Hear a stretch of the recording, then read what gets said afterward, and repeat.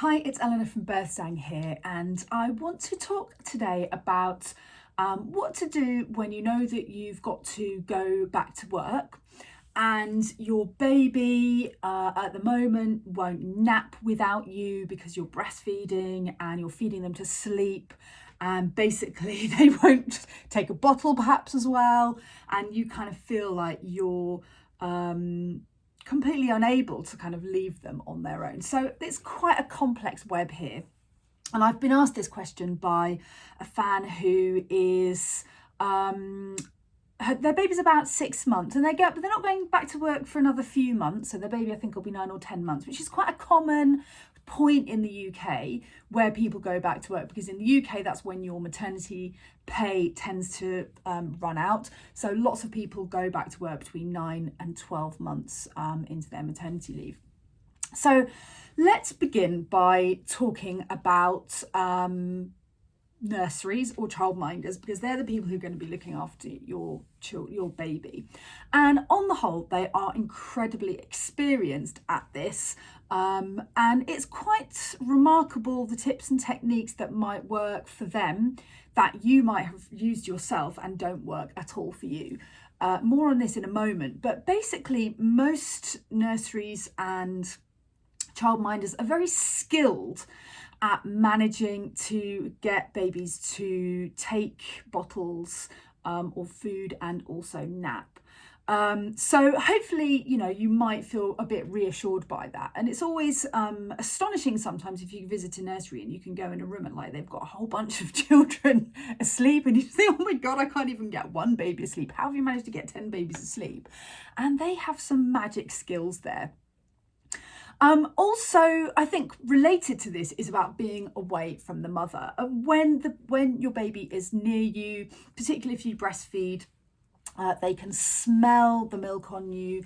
They know that you have a particular smell, a particular vibe about you that they recognise. And when your baby is very tiny, they don't really recognise that you are a separate person to themselves. And it's only when they start to get older that they even begin to conceive of the kind of concept that you're something other than them.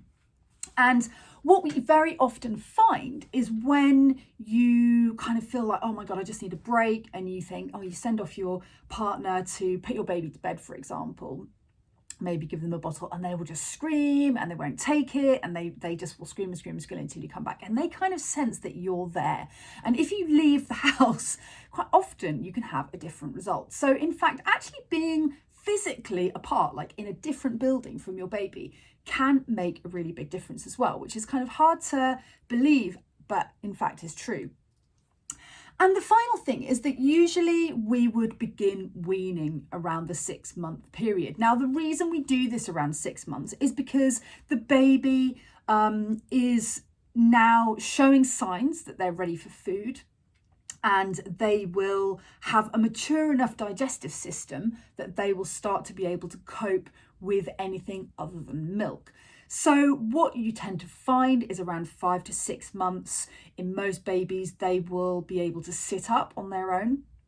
They will be able to grab food and put things in their mouth, and they will start to take a very big interest in you eating. So if they see you eating, they'll be watching you kind of like take every mouthful, and you kind of feel a bit like, well, I'm kind of like being really observed here. And they're watching to see what you do, and they're seeing that you're putting food in your mouth and it's disappearing, and they're kind of making a connection there. And that's why babies put lots of things in their mouth. It's an instinctive action to start to be able to feed themselves.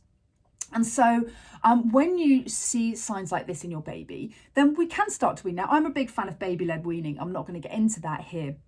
But nevertheless, between sort of 6 and 12 months, your baby will start to eat more and more solid food. And that will also make a difference to the way that they engage with other people, and also are able to nap, take bottles and that sort of thing. Now, even if your baby is weaned and they still only will go to sleep if they're on the boob, then no, don't worry, because actually when you're not there and when they're with another person, they will find another way of getting to sleep. And it can feel it's never going to happen. But it's very rare that your baby truly will completely refuse to nap and completely refuse to take a morsel of food in between their lips. So once they've weaned, the whole being away from breastfeeding is much easier, because they're not really using the breast milk to get their like proper full nourishment. Actually, they're starting to get that from food, and so they can last without it, and they can be given food and other drinks to be able to kind of fill them up a bit. When it comes to napping, they might be really used to sucking on your breast, and of course introducing a dummy is a very popular way to kind of had a substitute for that. Now, not everybody is into that, and I completely understand. And with my first child, I was adamant that he wouldn't have a dummy. In actual fact, what happened is he created his own dummy, and he used to suck his teddy, which we thought was cute to start off with, but then after a couple of years it was really minging, and we had to have quite a few of these teddies so we could constantly put them in the washing machine. And actually, by the time my second child came along, I got converted to dummies very quickly, because you can just chuck them in the dishwasher and they're much less manky. So actually, I was a real convert to a dummy. But if you really feel that it's not for you, your baby will learn to go to sleep without sucking. And 18-year-old children don't go to bed breastfeeding. And there's always a point in a child's life where they will naturally self-wean away from the breast. So weaning is a two-step process. One is about turning your food source from milk into solid food, but there's also this detachment from the sucking reflex and the sucking necessity. And they will find a way of being able to get to sleep without sucking. And so, one of the things that you can do is to have a bottle and introduce your baby to a bottle, so that is a possibility, that they can have a bottle to help them go to sleep. If your baby's a complete bottle refuser, this can feel really hard. And all you can do is get on with the weaning. And in due course, they will find that they will manage to get to sleep without it. So I think that it can feel sometimes that you're completely attached to your baby and that they will never cope without you. But the harsh reality is they might be upset, certainly for the first few days, but on the whole, most of them will adapt, and most of them will find another way. And their care provider, their nursery, their childminder or nanny will undoubtedly have a whole load of tips and tricks up their sleeve. And part of the reason why they are successful in getting them to sleep is because of the stress that we attach to it. And usually when we're frazzled parents, we desperately want them to nap. We know they're exhausted. We're exhausted. We just want a break for half an hour. And when they don't get to sleep, we get more frazzled, we get more stressed, and they do pick up on that.